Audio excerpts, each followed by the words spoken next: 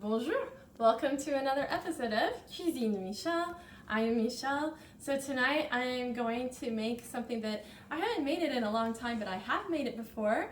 This is from foodandwine.com. This is rolled flank steak with prosciutto and basil. It's really tasty, I remember that much. So first we're going to make the filling that goes inside of the flank steak. So here in my bowl, I already have measured 1/2 cup of panko. So that's like coarse breadcrumbs, dry breadcrumbs, I should say. To that, I'm going to add about 1/4 cup of chopped flat leaf parsley. And then we have 1½ ounces of fontina cheese that has been shredded up.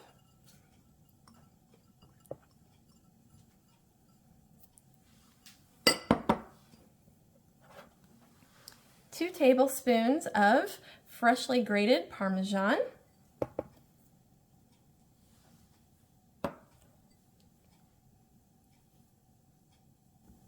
One tablespoon of olive oil.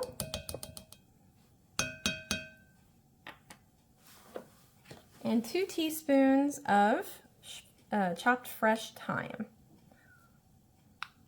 It doesn't have to be exact. I'm going to try to get that all stirred together. It's just going to be kind of a mixture more than anything else. It's not going to really be like a, it's not going to be a, it's going to kind of come together. Once we get that all mixed together, then we will set that aside for a moment. All right, so now here on, I just kind of made myself a little work surface with some parchment. You don't have to do that, but anyway, with my work surface here, I have already put out my flank steak and I covered it with slices of prosciutto. My flank steak is about 1.3 pounds.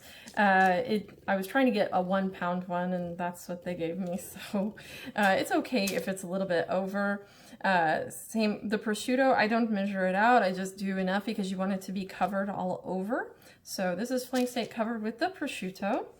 To that, I'm going to be covering it again with some basil leaves.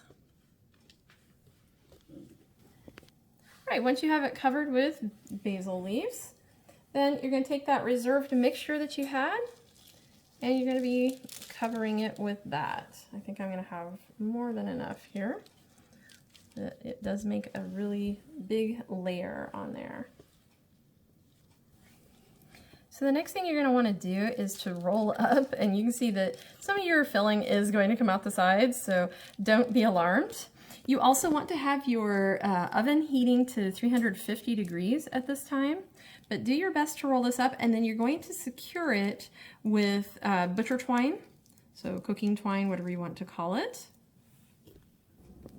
All right, so now that I have my flank steak secured with twine, I'm going to prepare where I'm going to be rubbing over the outside of it. So here in this bowl, I'm going to put my remaining part of the, which if you were following along with the recipe, there's 2 more teaspoons.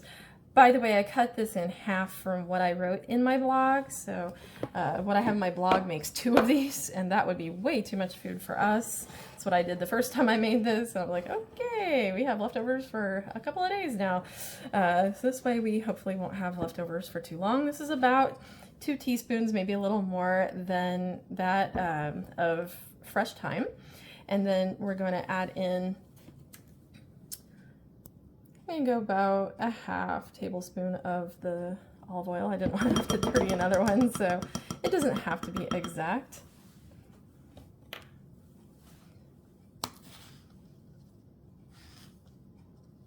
One teaspoon of kosher salt.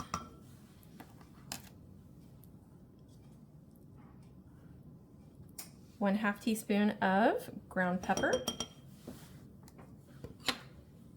And 1 teaspoon of minced garlic. You could use fresh garlic if you wish. I'm just going to use this bottled minced stuff because I think it's actually a little bit easier to work with when you're trying to make something like this.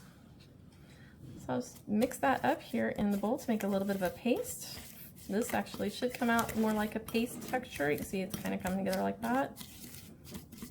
And we're going to rub this all over the outside of our flank steak. Just like that. Okay, so now I have a cast iron pan and I've got it heating over about medium-high heat. I'm going to put just a little bit of olive oil in here to the bottom so that I can add my flank steak that I've got already rolled up, ready to go. And then what we're going to do is we're going to be searing that on all sides. Once you've got that seared nice and brown on all sides, then you're going to pop it into the oven. We're going to transfer it to the oven, and it's going to bake for about 25 to 30 minutes. Okay, so now that this has been in the oven for the 25 minutes, what I'm going to do is transfer it to this cutting board here, and I'm going to tin it with some foil and let it rest for 10 minutes before I cut it up. Okay, so now that it has rested, I have taken off those strings that we put there to hold it together, and you can use electric knife if you want to. Well, that's just what I'm going to do, but if not, then of course you would want to carve it up however you like to do it with your knife. A regular knife probably work just fine.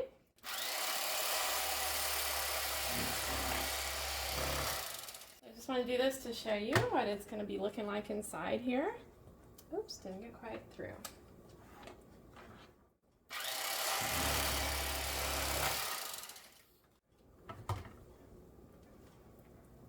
So there we are.